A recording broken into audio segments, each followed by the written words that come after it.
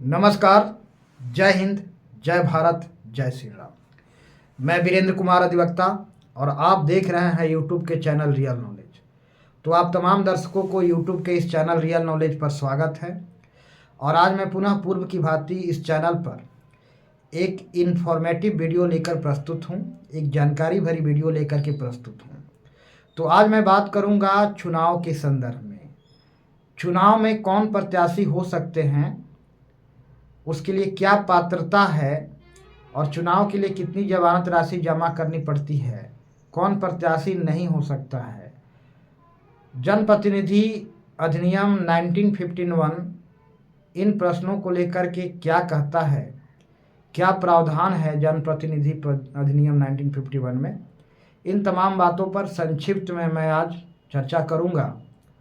तो सबसे पहला प्रश्न यह है कि कौन चुनाव में प्रत्याशी हो सकता है। लोकसभा के चुनाव या विधानसभा के चुनाव में कौन प्रत्याशी होने के पात्र होता है, कौन उम्मीदवार हो सकता है, यह पहला प्रश्न है। तो भारत के संविधान के अनुसार लोकसभा या विधानसभा के उम्मीदवार होने के लिए उसे भारत का नागरिक होना जरूरी है। कोई फॉरेनर भारत में प्रत्याशी नहीं हो सकता है जिसे भारत की नागरिकता प्राप्त नहीं है और जिसे भारत के निर्वाचन नामावली में जिसका नाम रजिस्टर्ड नहीं है, पंजीकृत नहीं है, वह प्रत्याशी नहीं हो सकता है। जिसे भारत के निर्वाचन नामावली में मतदाता सूची में कहे तो नाम जिसका पंजीकृत नहीं है वह प्रत्याशी नहीं हो सकता है।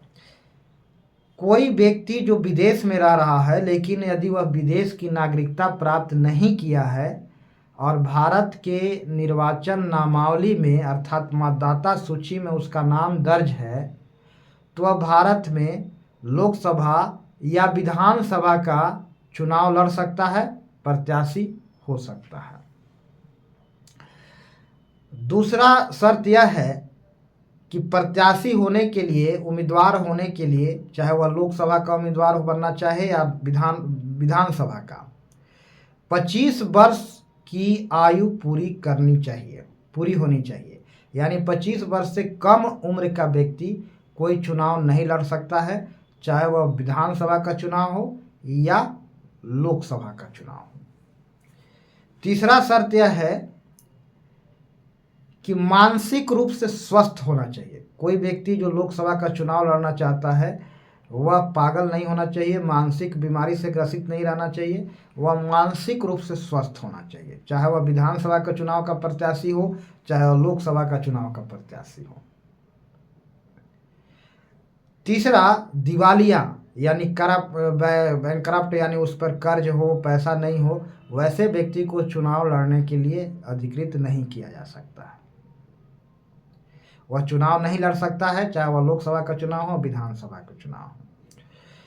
प्रत्याशी कोई अपराधी नहीं हो सकता जिसके खिलाफ कन्विक्शन हो गया है किसी भी अदालत में और 2 वर्ष या उससे अधिक की सजा प्राप्त मिला है जिसे, वह प्रत्याशी नहीं हो सकता, चाहे वह लोकसभा का हो चाहे विधानसभा का हो।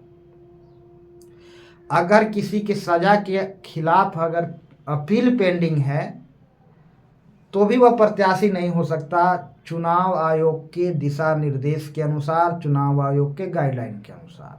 क्योंकि चुनाव आयोग को यह जवाबदेही होती है कि स्वच्छ चुनाव कराए, इसलिए चुनाव आयोग दिशा निर्देश देता है कि यदि किसी खिलाफ न्यायालय में कोई मामला अगर सजायाफ्ता है, जिसके खिलाफ कन्विक्शन हो गया है या 2 वर्ष से अधिक का सजा जिसे मिल चुका है और उसका खिलाफ में कोई अपील पेंडिंग है हायर कोर्ट में अर्थात हाई कोर्ट में, तो फिर वह भी चुनाव लड़ने के पात्र नहीं होता है।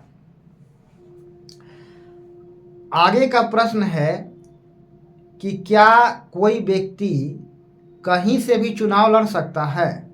जी हाँ, यदि लोकसभा का चुनाव लड़ना चाहते हैं तो भारत के किसी भी संसदीय क्षेत्र के निर्वाचन नामावली में यानी मतदाता सूची में आपका नाम पंजीकृत होना चाहिए। भारत के किसी क्षेत्र के किसी भी संसदीय क्षेत्र के निर्वाचन नामावली में मतदाता सूची में कहें तो नाम पंजीकृत होना चाहिए। तो भारत के किसी भी क्षेत्र से संसदीय निर्वाचन क्षेत्र से आप लोकसभा का चुनाव लड़ सकते हैं।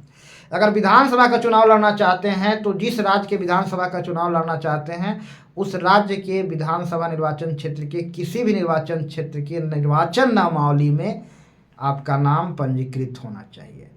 उदाहरण के लिए अगर आप बोकारो के निर्वाचन नामावली में आपका नाम पंजीकृत है बोकारो के किसी विधानसभा क्षेत्र से और आप रांची में चुनाव लड़ना चाहते हैं तो आप झारखंड के विधानसभा चुनाव में आप रांची के भी प्रत्याशी हो सकते हैं। अब कितनी जमानत राशि जमा करनी पड़ती है? जनप्रतिनिधि अधिनियम 1951 के अनुसार लोकसभा के प्रत्याशी को 25,000 रुपया जमानत राशि जमा करनी पड़ती है और विधानसभा के प्रत्याशी को 10,000 रुपया जमानत राशि जमा करनी पड़ती है।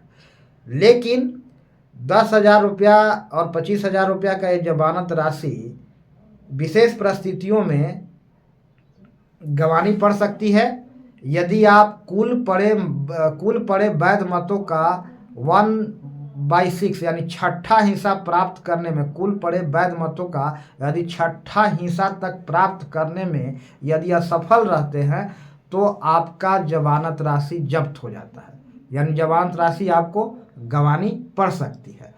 तो कुल पड़े वैध मतों का छठा हिस्सा तक यदि आप प्राप्त कर लिए हैं तो जमानत राशि गंवानी नहीं पड़ेगी। अगर उससे कम प्राप्त हुआ है तो आपको जमानत राशि गंवानी पड़ सकती है।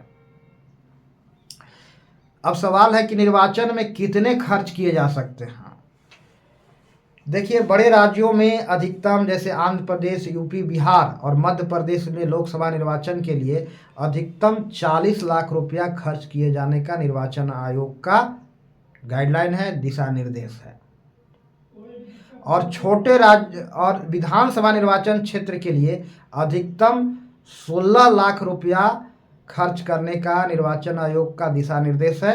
छोटे राज्यों के लिए विधानसभा के निर्वाचन क्षेत्र के लिए अधिकतम 16 लाख रुपया, उससे ज़्यादा खर्च नहीं किया जा सकता है।